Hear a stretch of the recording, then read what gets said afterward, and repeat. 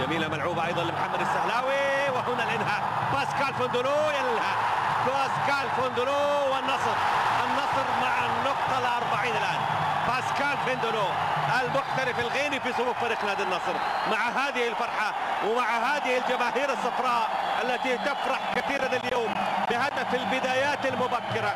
هدف البدايات المبكرة كان من الأرجنتيني فيكتور فيغارو في الدقيقة 9. هجم الغيني باسكال فندولو المعار من فريق نادي الريال. شوفوا يا سلام يا سلام على محمد السهلاوي، نزول السهلاوي ساهم كثيرا في شوط المباراة الثاني ومرر ناحية باسكال فندولو اللي مر، وحتى المدافع كان عبد الله بوهميل لا يملك شيء مع هذه الكرة.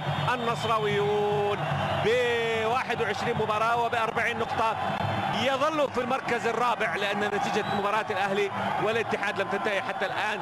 الاتحاد متقدم بهدف مقابل لا شيء، ولكن أي نتيجة مغايرة عن ذلك